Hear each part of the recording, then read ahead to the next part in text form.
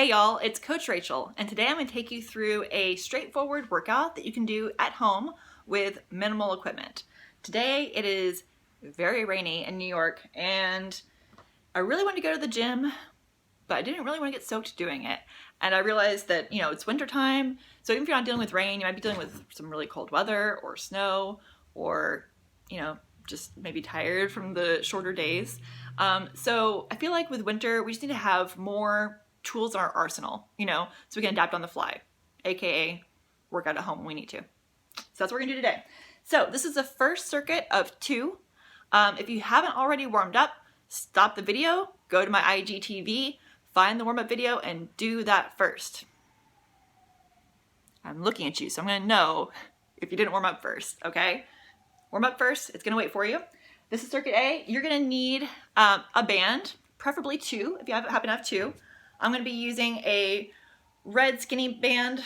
Doesn't have to be red, any kind of skinny band. Mine happens to be looped, but if yours has handles, that's fine too. And I'm also gonna be using a thicker one. If you don't have a thicker one, don't worry about it. You don't need it. Oh, and I'm also gonna be using a pair of sliders. Again, if you don't have these, you don't need them, but they are beneficial. They're also very cheap to get. So let's go. All right, guys, we're gonna start with some hinge movements.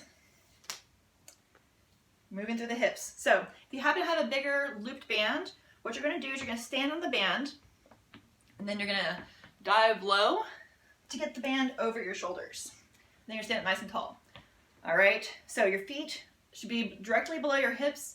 Your feet are also parallel and toes are pointing straight ahead.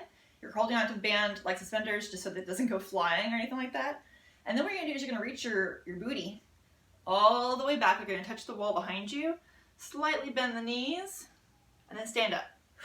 Squeeze the glutes. I'm gonna show you from the side in a second here. This is a hip hinge, meaning you're moving from the hip, not the waist or the back. Squeeze. All right, it's gonna look like this. Booty back, booty back, booty back as far as it can go. Then my knees bend a little bit. You should feel the hamstrings stretching right here. And then stand up, nice straight line of the body. Notice I'm not overbending like this. I'm squeezing the glutes, but I'm also squeezing my abs. You're gonna do 15 of these. I'm not gonna show you all 15, because you get the idea. I am, however, gonna show you an alternative in case you don't have a loop band, or if your loop band is too light for you. All right, so you're gonna do 15 of those. If you have a lighter band or a handled band, you can do the same exact movement. It's still a hip hinge, but as a pull through. The reason why I can't do it is I don't have anything secure enough to attach the band to so that my furniture wouldn't go flying. All my furniture is from IKEA, it's not strong enough. But what you want to do is secure your band across something kind of low, like maybe a foot off the floor. And then, I'm showing you this, if you can see over here, you can. Just tie it into itself. And then you're gonna perform the same movement. Oh, wish me luck here, guys. With the band right between your legs, arms right between your legs, again, flat back, hips moving back, stand up and squeeze, okay? It's called a band pull through. Same exact movement, keep those arms close to you. It's a hip hinge. So either way, 15 of the good mornings with the band over the shoulders, or 15 of the pull throughs. Okay, now we're gonna stand up nice and tall for band pull aparts. So grab your skinnier band, your thinner band, the lighter resistance band, if you will. Let it have a little bit of a sag in the middle. You don't want to be too tight. Your palms are facing down. You want to keep your ribs over your hips so your core is engaged. So your abs are engaged, your quads are engaged, your glutes are engaged. It's all part of your core.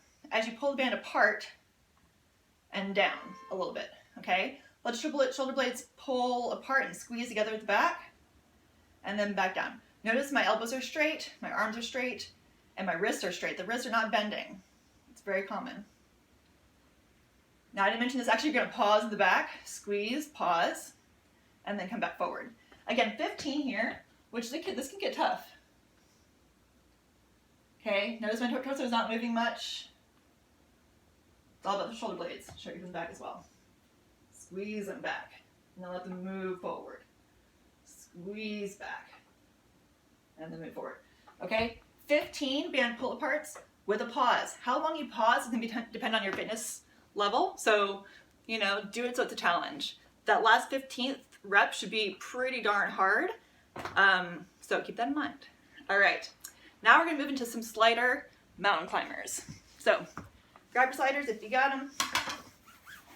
And if you don't, it's totally fine. So we've all done mountain climbers, like in PE class or something like that before. These would be a little bit different. Usually mountain climbers are done very quickly and they're more cardio based. This is gonna be more core focused and you're gonna go slow. But trust me, it's very effective and you'll feel it. If you don't have sliders, no worries. You can use paper plates or just use, you know, nothing, that's fine.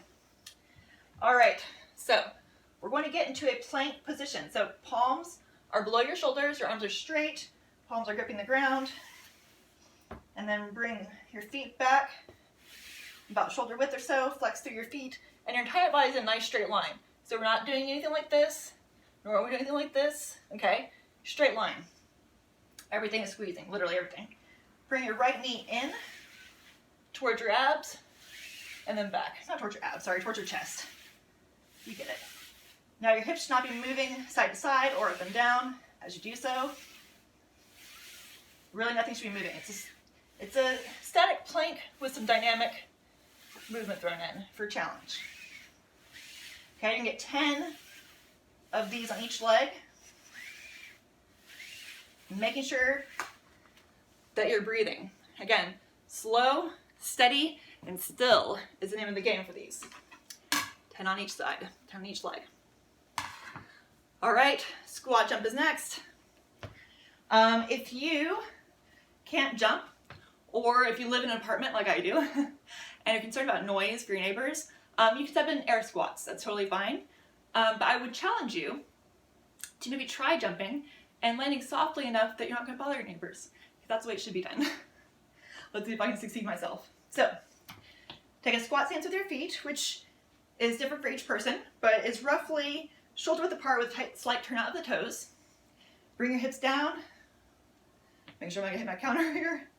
Bring your hips down. I like to bring my arms up in front, and then you're going to explode as high as you can upward. So you're going to open up through your ankles, your knees, and your hips, and then come back down a nice soft landing at the bottom of the squat again. 10. Point the toes at the bottom. Notice I'm breathing. Started. Ooh, got my arm torn on that one. There we go. Soft landing. All right, rest as you need to, and you can go through that between two, sorry, out of breath. You can go through that whole circuit between 2 and 4 times all the way through. So you can repeat it 2 times, 3 times, or 4 times, resting as you need to. When you're done, move on to circuit B.